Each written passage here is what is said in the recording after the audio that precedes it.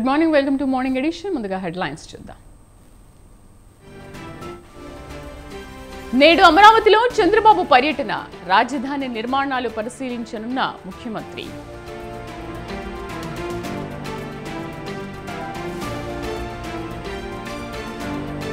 ఏపీలో ఒక్కొక్కరుగా బాధ్యతల స్వీకరణ, ఇవాళ 7 మంత్రులు ఛార్జ్.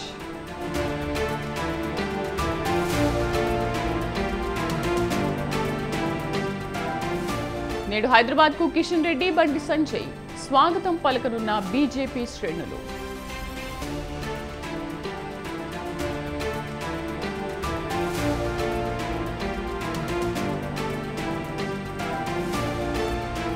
మలేషియన్ ఎయిర్వేస్ విమానానికి తప్పిన ముప్పు, కుడివైపు ఇంజిన్లో చెలరేగిన మంటలు.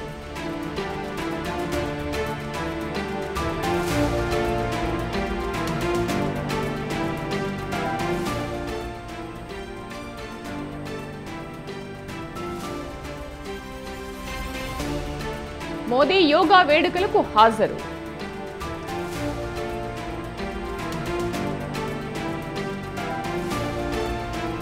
ఉత్తరాదిన రికార్డు స్థాయిలో ఉష్ణోగ్రతలు, ఎండ తీవ్రతకు రాలుతున్న ప్రాణాలు.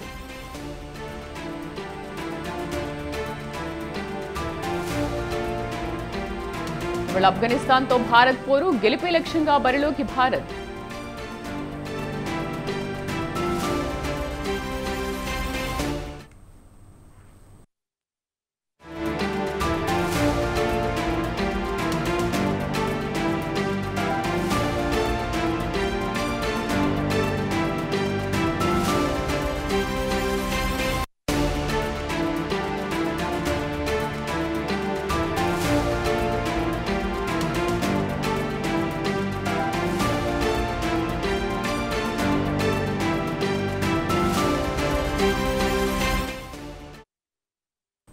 తమిళనాడులోని కల్లకుర్చి ఘటన పెను విషాదంగా మారుతోంది. గంటలు గడుస్తున్న కొద్దీ మృతుల సంఖ్య పెరుగుతూనే ఉంది.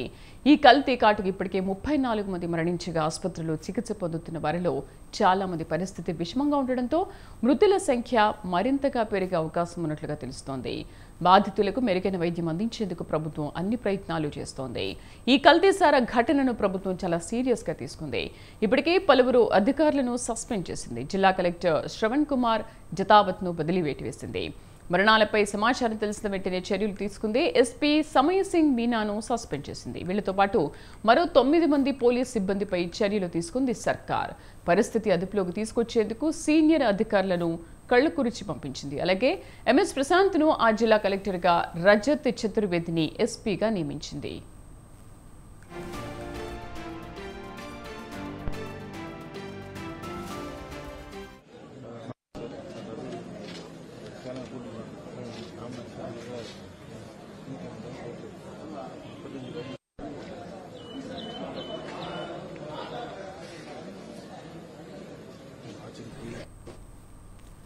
కల్తీసారా దుర్ఘటనపై సీఎం స్టాలిన్ తీవ్ర దిగ్భ్రాంతి వ్యక్తం చేశారు. ఈ ఘటనలో ఉన్న వారందరినీ అరెస్ట్ చేస్తామని, ఇలాంటి విషయాలను నియంత్రించాల్సింది పోయి నిర్లక్ష్యంగా వ్యవహరించిన అధికారులపై ఇప్పటికే చర్యలు తీసుకున్నామన్నారు.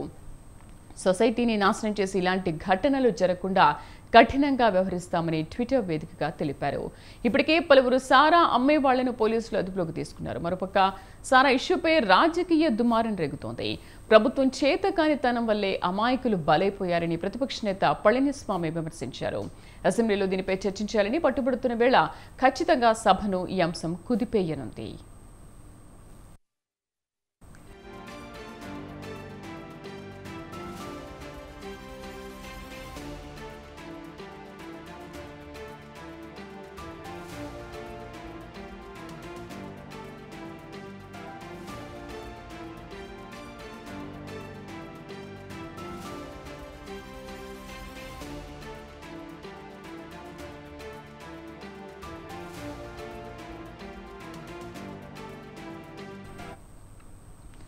తమిళనాడులోని కల్లకుర్చి ఘటన పెను విషాదంగా మారుతోంది. గంటలు గడుస్తున్న కొద్దీ మృతుల సంఖ్య పెరుగుతూనే ఉంది.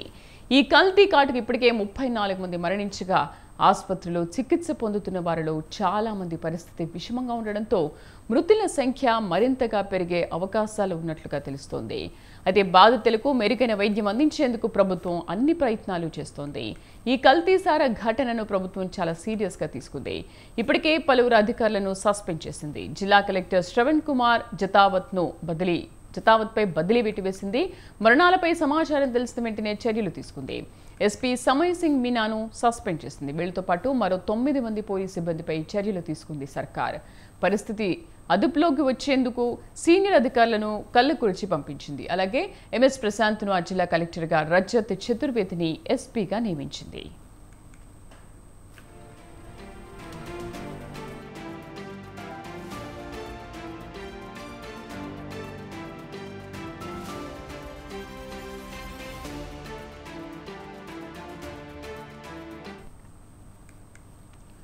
కల్తీసారా దుర్ఘటనపై సీఎం స్టాలిన్ తీవ్ర దిగ్భ్రాంతి వ్యక్తం చేశారు. ఈ ఘటనలో ఉన్న వారందరినీ అరెస్ట్ చేస్తామని, ఇలాంటి విషయాలను నియంత్రించాల్సింది పోయి నిర్లక్ష్యంగా వ్యవహరించిన అధికారులపై ఇప్పటికే చర్యలు తీసుకున్నామన్నారు.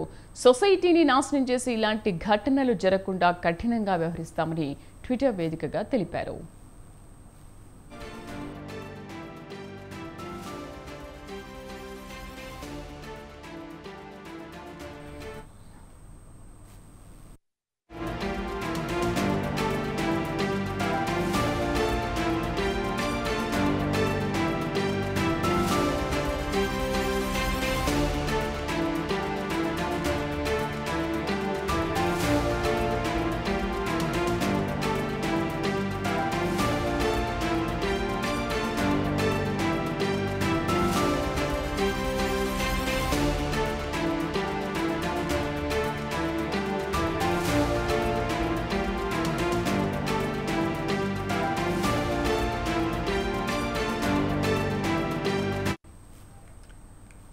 మలేషియన్ ఎయిర్వేస్ విమానానికి ముప్పు తప్పింది. శంషాబాద్ ఎయిర్పోర్ట్ నుంచి మలేషియాకు బయలుదేరిన విమానం టేకాఫ్ అయిన తర్వాత కుడివైపు ఇంజన్లో మంటలు చెలరేగాయి.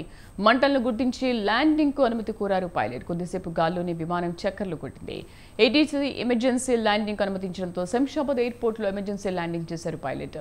విమానంలో సిబ్బందితో పాటు 130 మంది ప్రయాణికులు ఉన్నట్లుగా గుర్తించారు. విమానం సేఫ్గా ల్యాండ్ అవ్వడంతో అందరూ ఊపిరి పీల్చుకున్నారు.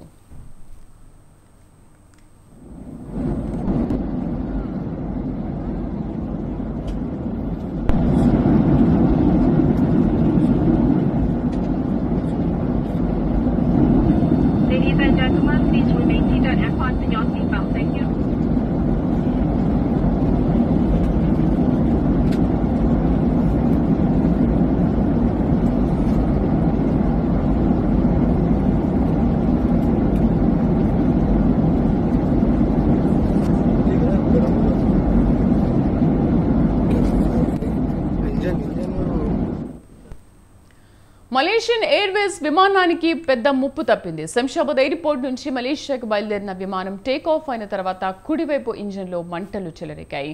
మంటలు గుర్తించి ల్యాండింగ్కు అనుమతి కోరారు పైలట్. కొద్దిసేపు గాల్లోనే విమానం చక్కర్లు కొట్టింది. ఏటీసీ ఎమర్జెన్సీ ల్యాండింగ్కు అనుమతించడంతో శంషాబాద్ ఎయిర్పోర్ట్లో ఎమర్జెన్సీ ల్యాండింగ్ చేశారు పైలట్. విమానంలో సిబ్బందితో పాటు 130 మంది ప్రయాణికులు ఉన్నట్లుగా గుర్తించారు. ఇక పూర్తి సమాచారం కరెస్పాండెంట్ ఉషా అందిస్తారు. ఉషా, శ్రీదేవి, హైదరాబాద్ నుంచి కౌలాలంపూర్ వెళ్తున్నటువంటి మలేషియన్ ఎయిర్వేస్ ఏదైతే ఉందో ఈ విమానంలో ఏదైతే టెక్నికల్ ఇష్యూ రావడంతో ఏదైతే కుడివైపు ఉన్నటువంటి ఇంజన్ లో నుంచి మంటలు చెలరేగాయి. 15 నిమిషాల పాటు ఈ మంటలు కంటిన్యూగా కొనసాగుతుంటే పైలట్ అప్రమత్తమై వెంటనే ఏటీపీని సంప్రదించారు. వెంటనే మంటలను గుర్తించే ల్యాండింగ్ కి అనుమతి కోరారు పైలట్. కొద్దిసేపటి పాటు అయితే దాదాపు కొన్ని రౌండ్లు వేసింది విమానం, కూడా కొన్ని రౌండ్లతో చక్కర్లు వేసింది గాల్లోనే. అనంతరం ఏటీసీ అధికారుల అప్రమత్తం అవడంతో ప్రమాద తీవ్రత గురించి అత్యవసర ల్యాండింగ్ కి అనుమతించింది ఏటీసీ. మలేషియన్ ఎమర్జెన్సీ విమానాన్ని సేఫ్ గా ల్యాండింగ్ చేయించింది ఏటీసీ. అలాగే విమానంలో సిబ్బందితో పాటు 130 మంది ప్రయాణికులు కూడా ప్రయాణిస్తున్నారు. విమానం సేఫ్ ల్యాండింగ్ కావడంతో ఊపిరి పీల్చుకున్నారు ప్రయాణికులంతా. మొత్తం మీద చూసుకున్నట్టయితే పైలట్ అప్రమత్తం అవడంతో త్రుటిలో తప్పింది ప్రమాదంగానే గుర్తించవచ్చు. శ్రీదేవి, అసలు ఇలాంటి ప్రమాదాలు నిజంగా తరచూ జరుగుతూనే ఉన్నాయి. మనం తరచుగా న్యూస్లో చూస్తూనే ఉన్నాం, మనం కూడా చదువుతూనే ఉన్నాం దాని గురించి. అయినప్పటికీ కూడా ఎందుకు ఎయిర్ ఫోర్స్ సిబ్బంది ఎటువంటి చర్యలు దీంట్లో తీసుకోవట్లేదు? వాళ్ళ అలసత్వం అనేది ఇందులో కనిపిస్తుంది అనుకోవచ్చా?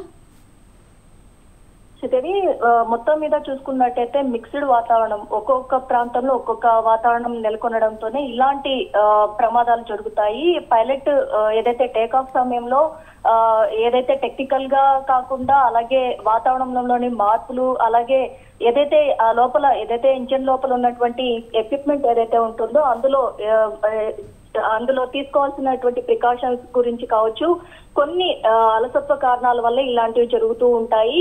ఏదైతే ఫైర్ రావడంతో వెంటనే కుడివైపు ఇంజిన్ లో ఫైర్ రావడంతోనే పైలట్ అప్రమత్తం అయ్యారు. ఇంజిన్ ఎందుకు ఇంత ఫైర్ కి గురయ్యింది, అసలు కౌలాలంపూర్ నుంచి ఏదైతే మలేషియన్ ఎమర్జెన్సీకి సంబంధించినటువంటి ఈ ఫ్లైట్ ఏదైతే ఉందో దీనిలో ఇంత టెక్నికల్ ఇష్యూ రావడానికి ప్రధాన కారణం ఏంటి అన్న కోణంలోనే అక్కడ ఉన్నటువంటి సిబ్బంది కూడా టేక్ ఆఫ్ అయిన వెంటనే మొత్తం అక్కడ ఉన్నటువంటి టెక్నికల్ టీమ్ ని పిలిపించి ఆ మొత్తం కూడా సెర్చ్ చేసే పనులు అయితే ఉన్నారు. మొత్తం ఆ విమానానికి సంబంధించి సాంకేతిక లోపానికి సంబంధించి ఆ లోపల ఉన్నటువంటి ఏ ఇన్స్ట్రుమెంట్ వల్ల ఇది పాడైంది అన్న కోణంలో ఫైర్ రావడానికి కారణం ఏంటి అన్న కోణంలో పూర్తి స్థాయిలో అయితే ఎయిర్పోర్ట్ సిబ్బంది మొత్తం కూడా అక్కడుండి పైలట్ అప్రమత్తమై ఏటీసీని సంప్రదించిన వెంటనే చాలా వరకు 130 ప్రయాణికులు అయితే సిబ్బంది కూడా దాదాపు 50 పైచులకే ఉండొచ్చు అన్న ఊహాగానాలు కూడా వినిపిస్తున్నాయి. ప్రస్తుతం చూసుకున్నట్టయితే దాదాపు 200 మంది లోపు ఉన్నటువంటి ఈ విమానంలో ఉన్నటువంటి మొత్తం మనుషులు ఎవరెవరైతే ఉన్నారో వీరందరి ప్రాణాలు కూడా రక్షించారు పైలట్. ఏటీసీ అప్రమత్తం అవడంతోనే ఈ ప్రమాదం నుంచి బయటపడాల్సి వచ్చింది. అలాగే ఈ ఫైర్ రావడానికి కారణం ఏంటి అలా మొత్తం కూడా క్షుణ్ణంగా అయితే పరిశీలిస్తున్నారు. వాతావరణం మిక్స్డ్ వాతావరణం వల్లే ఇలాంటి ప్రమాదాలు చోటు చేసుకుంటున్నాయా లేకపోతే ఇతర కారణాలు అన్న కోణంలో పూర్తి స్థాయిలో అయితే, ఎందుకంటే విమానం అంటే దాదాపు 100 పైచులకు ప్రయాణికులు ప్రయాణిస్తూ ఉంటారు. ఇలాంటి సంఘటనలు మళ్ళీ పునరావృతం కాకుండా ఎయిర్పోర్ట్ సిబ్బంది కూడా తగు జాగ్రత్తలు కూడా తీసుకుంటున్నారు. శ్రీదేవి, సో దీనిపైన ఉషా ఇప్పటివరకు క్లారిటీ ఇచ్చారా లేకపోతే ఏమైనా ఉన్నారా? ప్రస్తుతం అయితే టెక్నికల్ టీం మొత్తము కూడా ఎయిర్పోర్ట్ లో ఏదైతే ఏటీసీ ఇచ్చినటువంటి అప్రమత్తమైనటువంటి పైలట్ వెంటనే అక్కడ ఉన్నటువంటి టీం మొత్తం కూడా అక్కడ ప్రయాణికులు సురక్షితంగా టేకాఫ్ చేసిన తర్వాత వారి స్వస్థలాలకు వెళ్ళిపోవడం జరిగింది. ప్రస్తుతం అయితే అక్కడ ఉన్నటువంటి టెక్నికల్ టీం ఆ ఇంజిన్ లో వచ్చినటువంటి లోపం ఏంటి, ఆ లోపానికి గల కారణాలు ఏంటి, అక్కడ ఉన్నటువంటి మొత్తం సిబ్బంది కూడా దాన్ని మొత్తం కూడా క్లియర్ చేసే పనులు అయితే నిమగ్నం ఉన్నాయి. ఎందుకంటే టేకాఫ్ అయిన సమయంలోనే ఇలాంటి సంఘటన చోటు చేసుకునింది కాబట్టి ప్రయాణికులు కూడా ప్రయాణించడానికి కొంచెం భయపడే ఛాన్సెస్ ఉన్నాయి. కాబట్టి దీన్ని క్లియర్ చేయడానికి అయితే టీం అయితే నిమగ్నమైంది. ఈ దీనికి సంబంధించి ఇంతవరకు కూడా అధికారికంగా అయితే వారైతే ఎలాంటి మెసేజ్ కూడా ఇవ్వడం అయితే జరగలేదు. మొత్తానికి చక్కర్లు కొట్టినటువంటి విమానంతో ప్రయాణిస్తున్నటువంటి సిబ్బంది కావచ్చు, అందులో ఉన్నటువంటి ప్రతి ఒక్క సిబ్బందితో పాటు ప్రయాణికులు ఎవరెవరైతే ఉన్నారో వారందరూ కూడా వారి ప్రాణాలు ఇంకెక్కడ గాల్లో కలిసిపోతాయన్న ప్రమాదంలో నుంచి బయటపడటంతో ఊపిరి పీల్చుకున్నట్టుగానే బయటపడినట్టుగా తెలుస్తుంది. Right Usha, thank you.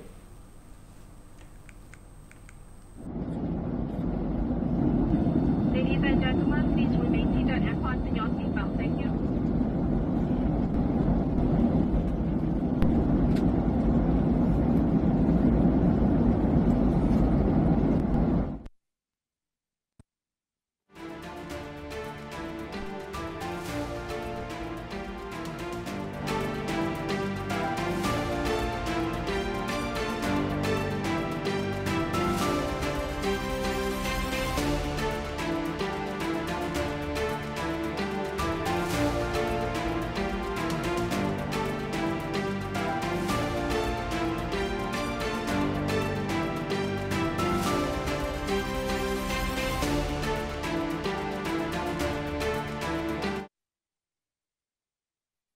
Kishan Reddy Bandi Sanjay ఇవాళ హైదరాబాద్ కు రానున్నారు. కేంద్ర మంత్రి హోదాలో మొదటిసారి హైదరాబాద్ కు వస్తున్నారు.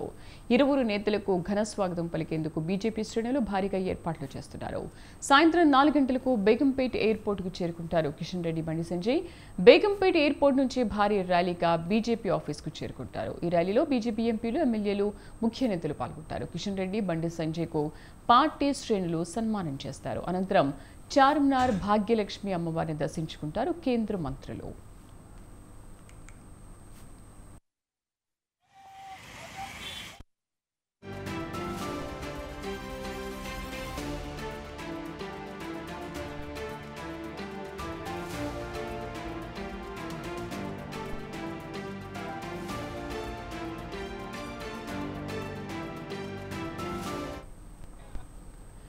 కేంద్ర మంత్రులు కిషన్ రెడ్డి, బండి సంజయ్ ఇవాళ హైదరాబాద్ కు రానున్నారు. కేంద్ర మంత్రి హోదాలో మొదటిసారి హైదరాబాద్ కు వస్తున్నారు కేంద్ర మంత్రులు. ఇరువురు నేతలకు ఘన స్వాగతం పలికేందుకు బీజేపీ శ్రేణులు భారీగా ఏర్పాట్లు చేస్తున్నారు. మా కరెస్పాండెంట్ విశాల్ పూర్తి సమాచారం అందిస్తారు. విశాల్, సరిగ్గా ఎన్ని గంటలకు బేగంపేట ఎయిర్పోర్టుకు బీజేపీ నేతలు కార్యకర్తలు చేరుకుంటారు? ఇందులో ఎవరెవరు పాల్గొనబోతున్నారు? ర్యాలీ ఎలా ఉండబోతోంది? రైట్ శ్రీదేవి, తెలంగాణ నుంచి ఇద్దరు బీజేపీ ఎంపీలకు కేంద్ర మంత్రి పదవి దక్కింది.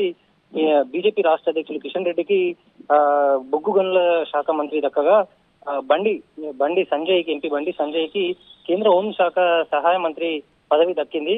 ఇక ఈ ఇద్దరు మొదటిసారి హైదరాబాద్ కు వస్తుండడంతో అటు బీజేపీ పార్టీ శ్రేణులందరూ కూడా ఒక భారీ ఏర్పాట్లు కూడా చేస్తున్నారు. ముఖ్యంగా ఈ రోజు సాయంత్రం 4 గంటలకి అటు కిషన్ రెడ్డి, అదేవిధంగా బండి సంజయ్ ఇద్దరు కేంద్ర మంత్రులు కూడా బేగంపేట ఎయిర్పోర్ట్ చేరుకుంటారు. అక్కడి నుంచి భారీ ర్యాలీ తోటి సికింద్రాబాద్ పరిధిలో ఉన్న వివిధ రూట్ల నుంచి కూడా బీజేపీ స్టేట్ ఆఫీస్ కి చేరుకుంటారు. అక్కడ కేంద్ర మంత్రులకి పార్టీ శ్రేణులు సన్మానం చేస్తారు. ఈ భారీ ర్యాలీలో కొత్తగా తెలంగాణ నుంచి ఎన్నికైన ఎంపీలు కూడా అందరూ కూడా పాల్గొంటారు. అదేవిధంగా బీజేపీ ఎమ్మెల్యేలు, ఎమ్మెల్సీలు అందరూ కూడా ఈ ర్యాలీలో పాల్గొంటారు. బీజేపీ స్టేట్ ఆఫీస్ లో సన్మానం తర్వాత చార్మినార్ భాగ్యలక్ష్మి అమ్మవారి టెంపుల్ దగ్గర అక్కడ దర్శించుకొని ప్రత్యేక పూజలు కూడా ఇద్దరు కేంద్ర మంత్రులు ప్రత్యేక పూజలు కూడా చేస్తారు. ఇక గతంలో తెలంగాణ నుంచి ఒక్కరే కేంద్ర మంత్రి పదవి పొందింది. అది కిషన్ రెడ్డికి గతంలో కేంద్ర హోంశాఖ సహాయ మంత్రిగా, అదేవిధంగా పర్యాటక శాఖ మంత్రిగా కూడా కేంద్ర మంత్రి కిషన్ రెడ్డి కొనసాగారు. ఇక ఈసారి ఇద్దరికి మన తెలంగాణ నుంచి రెండు కేంద్ర మంత్రుల పదవి రావడంతో అటు పార్టీ శ్రేణులు కూడా కొంత ఉత్సాహం ఉంది. అదేవిధంగా రాబోయే రోజుల్లో తెలంగాణకి అధిక ప్రాధాన్యత ఉంటుందని కూడా పార్టీ శ్రేణులు భావిస్తున్నారు. అదేవిధంగా బీజేపీ కూడా ఈ పదవులు ఇవ్వడంతో వీటిని మరింత ఉత్తేజంగా రాబోయే రోజుల్లో మరింత చురుకుగా పనిచేసేందుకు కూడా రెడీ అవుతున్నారు.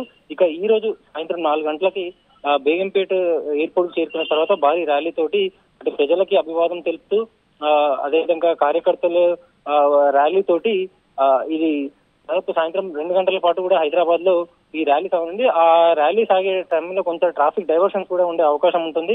ఇక స్టేట్ ఆఫీస్ కి చేరుకున్న తర్వాత భాగ్యలక్ష్మి అమ్మవారి టెంపుల్ కి వెళ్లి దర్శనం చేసుకోవడం, ఆ తర్వాత కార్యకర్తలందరికీ కూడా అభివాదం తెలిపి మీడియా తోటి కూడా మాట్లాడే అవకాశం కూడా ఉంది శ్రీదేవి. మొత్తానికైతే పార్టీ శ్రేణులందరూ కూడా ఈ రోజు భారీ ర్యాలీలో పాల్గొంటారు. అదేవిధంగా ఒక నూతన ఉత్సాహంతో కూడా బీజేపీ ఇక మీదట తెలంగాణలో ముందుకు సాగే అవకాశం కూడా ఉంటుంది Sridevi. Right Vishal, thank you.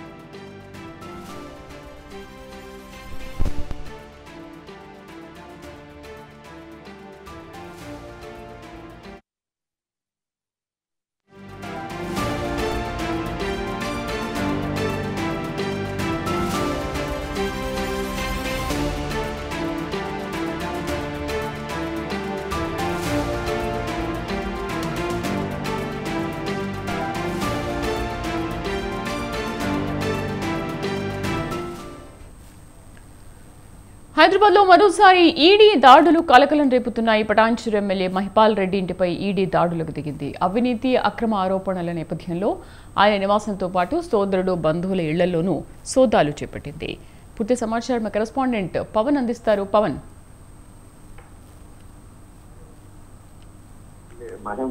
Mahipal సంబంధించిన ఎమ్మెల్యే ఇంట్లో కూడా మహిపాల్ రెడ్డి ఇంట్లో ఈడీ అధికారులు సోదాలు నిర్వహిస్తున్నారు. అతని సోదరుడు మధు ఇంట్లో కూడా యొక్క సోదాలు కొనసాగుతున్నాయి. మొత్తానికి చూస్తే మైనింగ్ సంబంధించిన విషయంలో యొక్క సోదాలు కొనసాగుతున్నాయని చెప్పి కూడా మనకు సమాచారం తెలుస్తుంది. మొత్తానికి చూస్తే ఈ రోజు ఉదయం నుంచి కూడా ఈ యొక్క సోదాలు కొనసాగుతున్నాయి. దాదాపు అతని కుటుంబ సభ్యులకు సంబంధించిన ఇళ్లలో కూడా ఈ యొక్క సోదాలు కొనసాగుతున్నాయి. మొత్తం దాదాపు 3 ఈడీ టీంలు కూడా పటాన్చెరు కూడా చేరుకొని ఒక ఇళ్లలో సోదాలు కొనసాగిస్తున్నారు. ముఖ్యంగా చూస్తే మనీ ట్రాన్సాక్షన్ అంటే మనీ లాండరింగ్ సంబంధించిన విషయం పైనే ఈడీ అధికారులు కూడా ఫోకస్ చేస్తున్నారు. ఎందుకంటే పిఎంఎల్ యాక్ట్ కి సంబంధించి మనీ లావాదేవీలు కావచ్చు, అంతేకాకుండా మనీ ట్రాన్సాక్షన్ సంబంధించిన విషయంలో ఈ యొక్క సోదాలు కూడా కొనసాగుతున్నాయి. అయితే ఇంకా దీనికి సంబంధించిన సోదాలకు క్లారిటీ రావాల్సి ఉంది. ఎందుకంటే పూర్తిగా ఇందులో ఏ అంశాలపైన యొక్క సోదాలు కొనసాగుతున్నాయి, అంతేకాకుండా ఇందులో ప్రధానంగా దీనికి సంబంధించి ఇప్పటి వరకు ఎంత మనీ ట్రాన్సాక్షన్ గుర్తించారని మాత్రం ఇంకా తెలియాల్సిన పరిస్థితి అనిపిస్తుంది. మొత్తానికి మాత్రము సోదాలు ఇంకా కొనసాగుతూనే ఉన్నాయి.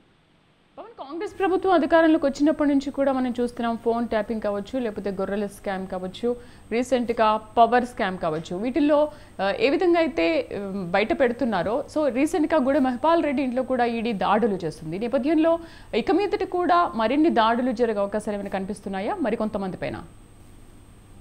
మొత్తానికి చూస్తే మాత్రము ఈ ఎమ్మెల్యే సంబంధించిన విషయము ప్రధానంగా ఈడీ అధికారులు ఒక్కసారిగా యొక్క సోదాలు నిర్వహించడము సంచలనంగా మారింది. ఎందుకంటే ఎప్పుడు కూడా దీనికి సంబంధించి ఎమ్మెల్యే ఇంట్లో ఇప్పటివరకు ఐటీ కావచ్చు, అంతేకాకుండా ఎలాంటి రైట్స్ కూడా కాలేదు. మొదటిసారిగా ఈడీ అధికారులు రైట్స్ చేయడము అంటే మనీ లాండరింగ్ విషయంలో పూర్తిగా ఎక్కువ పెద్ద మొత్తంలో మనీ ట్రాన్సాక్షన్ చేస్తేనే ఈడీ అధికారులు ప్రధానంగా దృష్టి కొనసాగిస్తారు. దాని ఆధారంగానే ఈడీ అధికారులు కూడా సోదాలు నిర్వహిస్తున్నట్లుగా తెలుస్తుంది. ఎందుకంటే అతని సోదరుడు మధు సంబంధించిన విషయంలో మైనింగ్ కావచ్చు, అంతేకాకుండా ఇసుక సంబంధించిన విషయంలో కూడా అతనికి వాటాలు ఉన్నాయని మాత్రం ప్రధానంగా గత కొన్ని రోజుల నుంచి కూడా ఆరోపణలు వస్తున్న నేపథ్యంలో దీనికి సంబంధించి ఒక విషయం పైన కూడా ఈడీ అధికారులు కూడా సోదాలు నిర్వహిస్తున్నట్టుగా తెలుస్తుంది. మొత్తానికి ఓవరాల్ గా చూస్తే మాత్రము ఒక 2-3 అంశాలకు సంబంధించిన విషయంలో ఈడీ అధికారులు కూడా సోదాలు నిర్వహిస్తున్నారు. ప్రధానంగా మాత్రము ఎక్కువ సోదాలకు సంబంధించి సాయంత్రం అయితే గానీ పూర్తిగా క్లారిటీ వచ్చే అవకాశం కూడా కనిపిస్తుంది. Right Pawan, thank you.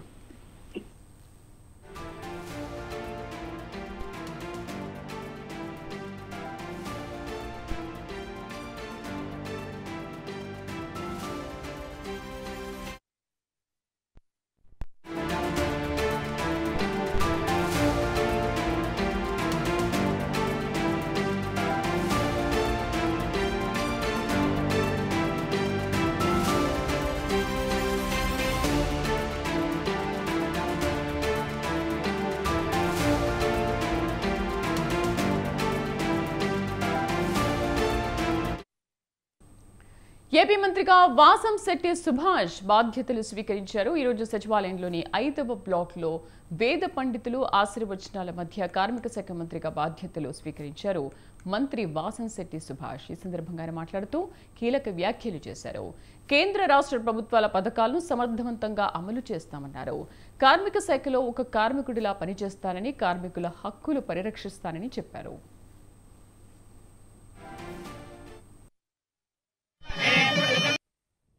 22 కేంద్ర మరియు 4 రాష్ట్ర చట్టాలను అమలు చేస్తూ కార్మికుల హక్కులను, కార్మిక కష్టాలను గుర్తిస్తూ ఈ కార్మిక చట్టం సక్రమంగా నిర్వహిస్తూ ముందుకు సాగింది చంద్రన్న ప్రభుత్వం. ముఖ్యంగా 2014-19లో 2.55 కోట్ల బీమాను కార్మికులకు అందజేసింది. మరి ఈ వైఎస్ఆర్సీపీ ప్రభుత్వం 2019-24 గాను కేవలం 1.25 కోట్ల బీమాలను మాత్రమే కార్మికులకు అందజేసింది. పూర్తిగా ఏదైతే బిల్డింగ్ అండ్ అదర్ కన్స్ట్రక్షన్స్ నిమిత్తం చెస్ ద్వారా 1% చెస్ ద్వారా వచ్చే అమౌంట్ని 3,000 కోట్లని ఈ వైఎస్ఆర్సీపీ ప్రభుత్వం దారి మళ్లించడం జరిగింది. ఈ కార్మికుల కష్టాలని గుర్తించి వాళ్ళ హక్కులను కాపాడటంలో అందులో భాగంగా ఈరోజు కార్మిక మంత్రిగా నన్ను నియమించిన నారా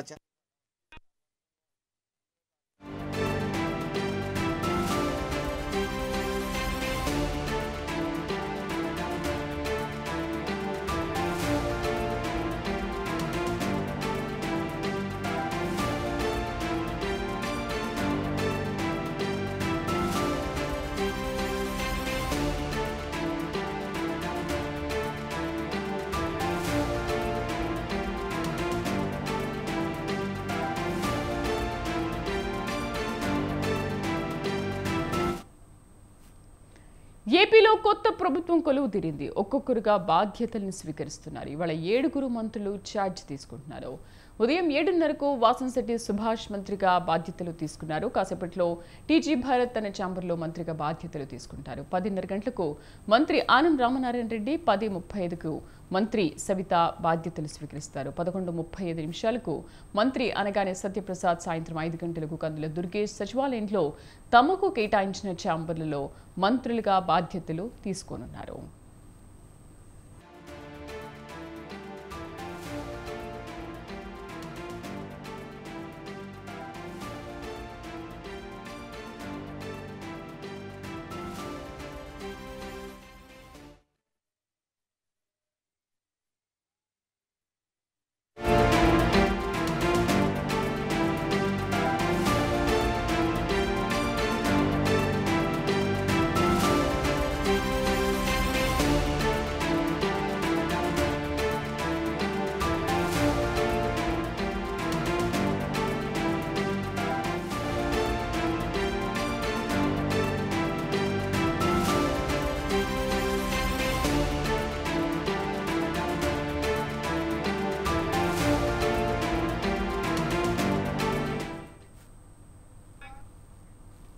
ఏపీ సీఎం చంద్రబాబు ఇవాళ రాజధాని ప్రాంతంలో పర్యటించనున్నారు. ఉండవల్లిలోని ప్రజావేదిక నుంచి ఉదయం 11 గంటలకు పర్యటన ప్రారంభం కానుంది.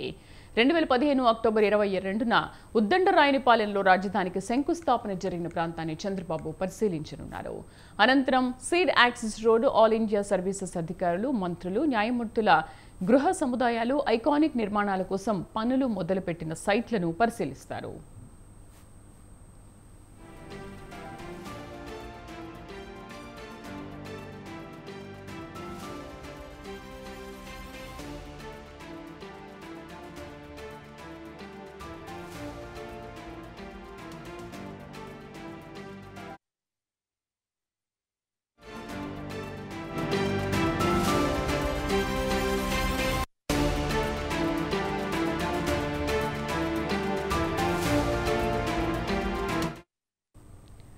ఏపీ అసెంబ్లీ ప్రోటెం స్పీకర్గా నేడు గోరంట్ల బుచ్చయ్య చౌదరి ప్రమాణించనున్నారు. రాజ్భవన్లో బుచ్చయ్యతో గవర్నర్ అబ్దుల్ నజీర్ ప్రమాణం చేయించనున్నారు.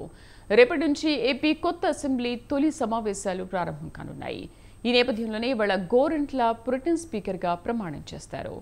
రేపు ఎల్లుండి 2 రోజుల పాటు ఏపీ అసెంబ్లీ సమావేశాలు నిర్వహిస్తారు. ముందుగా కొత్త ఎమ్మెల్యేలతో ప్రోటెం స్పీకర్ బుచ్చయ్య చౌదరి ప్రమాణం చేయిస్తారు. అనంతరం ఎల్లుండి ఏపీ అసెంబ్లీ స్పీకర్ను ఎన్నుకుంటారు. ఇప్పటికే మాజీ మంత్రి అయ్యన్న పాత్రుడి పేరును ఖరారు చేశారు. స్పీకర్ ఎన్నిక అనంతరం అసెంబ్లీ నిరవధికంగా వాయిదా పడనుంది.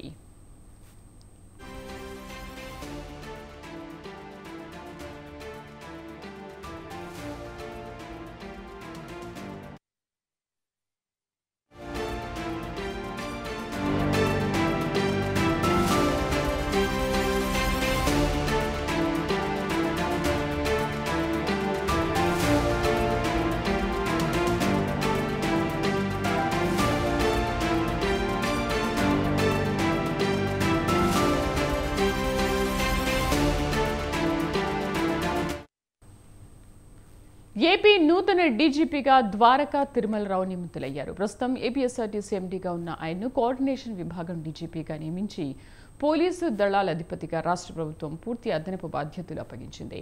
ఈ మేరకు ప్రభుత్వ ప్రధాన కార్యదర్శి నీరబ్ కుమార్ ప్రసాద్ ఉత్తర్వులు జారీ చేశారు. 1989 బ్యాచ్ ఐపీఎస్ అధికారైన ద్వారకా తిరుమలరావు ప్రస్తుతం ఏపీ క్యాడర్ ఐపీఎస్ అధికారుల సీనియారిటీ జాబితాలో అగ్రస్థానంలో ఉన్నారు.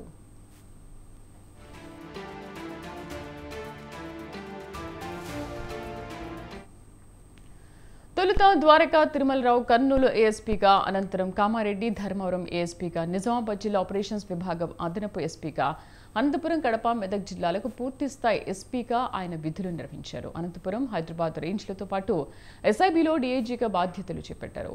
యాక్టివర్స్, కౌంటర్ ఇంటెలిజెన్స్ సెల్ విభాగాల్లో ఐజీగా పనిచేశారు. ఉమ్మడి రాష్ట్రంలో సైబరాబాద్ పోలీస్ కమిషనర్గా, రాష్ట్ర విభజన తర్వాత విజయవాడ నగర పోలీస్ కమిషనర్గా బాధ్యతలు నిర్వర్తించారు. 2021 జూన్ నుంచి ఆర్టీసీ ఎండీగా ఉన్నారు.